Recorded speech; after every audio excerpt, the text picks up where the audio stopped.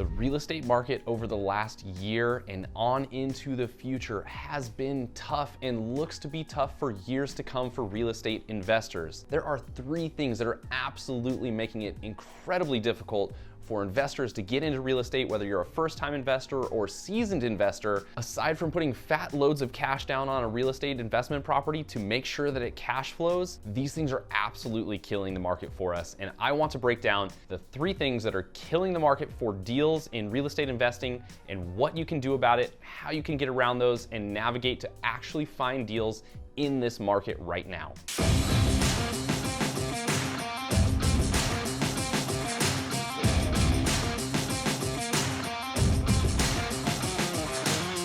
Hey guys, I'm Andrew Lewis, real estate investor and entrepreneur with over 10 years experience building and growing a real estate team and investing in real estate.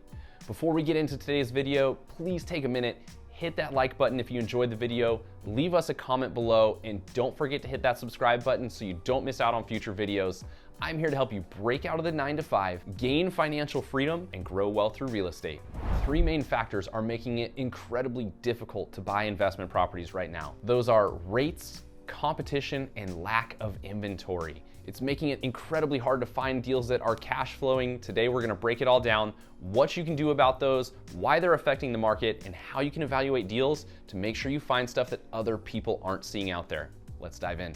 Number one, rates. We all know it. You've been feeling the pressure for some time. Rates absolutely skyrocketed at the beginning of 2023, and we've continued to see them grow throughout the year, and there's no relief in sight.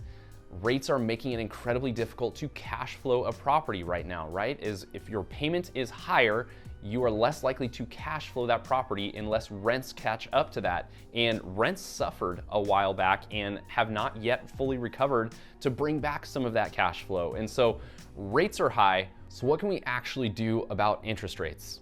You may be thinking, like most people, there's nothing I can do. The interest rate is what it is. But there's several different things you can do to think creatively to actually find deals and find deals in places that other investors may not be looking. First creative solution here is looking at interest rate buy downs. Not a permanent interest rate buy down, because I'm fully confident that rates will be down in the future and you'll have an opportunity to refinance to bring that payment down.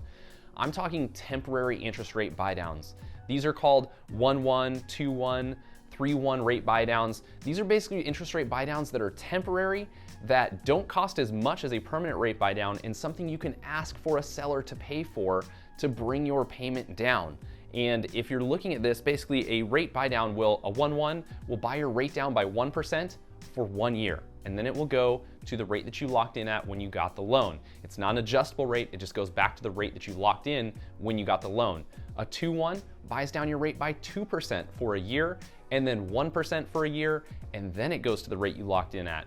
And there's several different options here that you can use, but basically this is going to help you get the cash flow that you need. So quit running those spreadsheets at 7.5% that you've been quoted by your lender, and start looking at those rates as 1% or 2% lower. Properties that other investors may have eliminated as cash flow opportunities, you now have just unlocked because you've dropped the rate by 2%. And then you're just gonna simply ask the seller to pay for that rate buy down for you.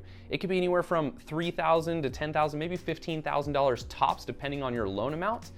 But this will let you buy that rate down, get the cash flow you need to get temporarily through these interest rate increases, so that when they do drop, then you can actually do a full-on refinance and lock in a better rate permanently. The other option is to just take the rate the way it is right now, get over the fact that it's high, and that's what people are telling you, and go and get a property now with less competition, lower prices, lock in that, take a hit on your cash flow for a few months, 6 months, 12 months, 18 months, whatever it takes before those rates finally get back to where they should be in the 4 to 5% range, and then do a refinance. If you're able to get past that mental barrier, or even have some funds available right now to get you through a dry season of cash flow, go for it.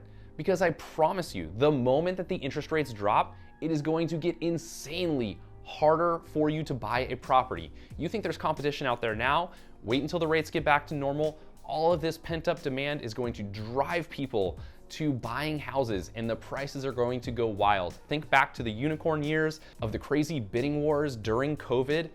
That's likely what we're going to see when rates drop. So don't wait, get past the mental barrier. If you can, take that dry season of cash flow for some time, and I promise you'll look back in a year and a half and thank yourself for the purchase price you got compared to what you'd be paying when that time comes. Problem number 2 is the competition out there right now. Believe it or not, people are still bidding up on homes. There are still multiple offers on homes. Yes, the rates are high for them, but the alternative is renting, and that's 100% interest for anybody renting. So people are out there actually buying, and there is competition on homes. So what can we do about that competition aside from bidding $20,000, $30,000 above asking price to get the home you're looking for? Because we all know that that eventually is going to eat into that cash flow and your return on investment. So what can we do about it? Number 1, be creative. Offer solutions to sellers that will help them see your offer as better than others, regardless of the price. I personally have used this strategy to acquire rental properties, and all I had to do was go, it's a competitive market out there for buyers like myself when I'm buying. It's going to be competitive for the seller of that home when they go to buy another property. So what I did was I looked for properties that were contingent on them finding a replacement property. I knew that process was going to be absolutely miserable for them, and I told them, I will buy your property at your asking price without the crazy bidding wars. I will let you then close escrow, and then you get to be a non-contingent buyer. And guess what? I will let you live in that house for as long as you need, as long as you pay rent. That's it. They become a non-contingent buyer. They don't have to move out, and then they can take their time to find the house they want and actually win some of those bidding wars. You have to think creatively and actually problem solve for the seller. That way you don't have to spend the money to win those offers. Some other creative things you can do here. I've seen sellers accept offers because the buyer was offering to pay for their move. Maybe you work out a deal with a moving company to say, hey, if I write this into an offer, can you cut me a deal? Because I'm gonna force the seller to use you if I do this. You could then write in, I'm going to pay for your moving expenses.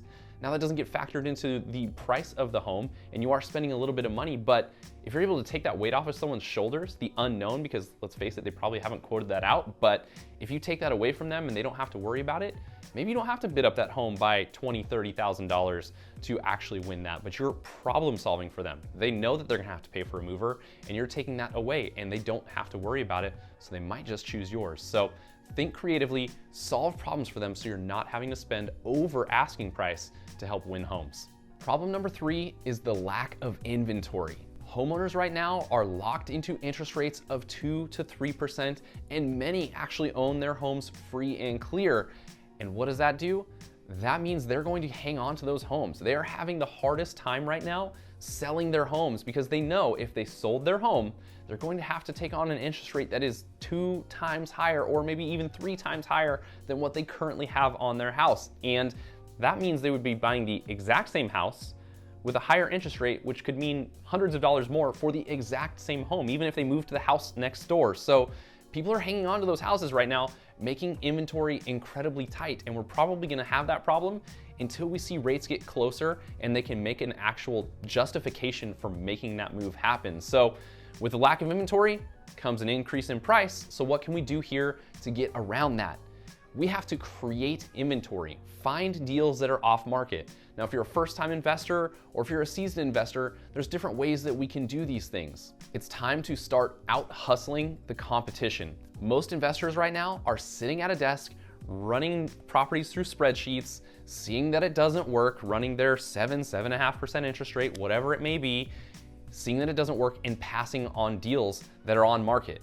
It's time for you to get out there and out hustle those people if you want to find deals in today's market. That might mean door knocking, actually getting out there, finding a neighborhood that you've identified as a great rental property neighborhood and knocking on people's doors and letting them know, hey, I will buy your home. You don't have to worry about showing it. And hey, we can actually cut out some realtor fees because they're not gonna have to market it or do anything like that. Would you be interested in selling your home? If you can solve a problem for somebody, they might just say yes. Same thing goes for cold calling. pick up the phone and call around a neighborhood. There's ways to get phone numbers for specific neighborhoods for homeowners in that area, and you pick up the phone and you do the same thing. Just let them know you're looking for rental properties and you can make the process easy for them. People don't like pain and they don't like the unknowns, so if you can solve some of those problems, you might just be able to get a deal off market. You can also send out mailers.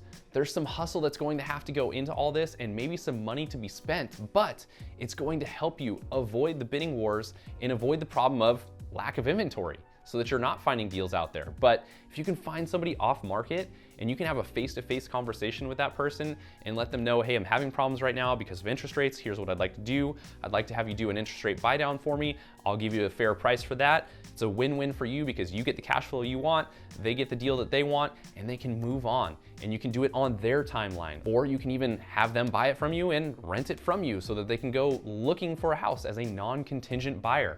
It's all about solving those problems. But in this market being difficult, you're going to need to think outside the box, and you're probably going to need to get out there and put in some sweat equity, meaning you're going to have to outwork the competition to find the deals that you need for your portfolio.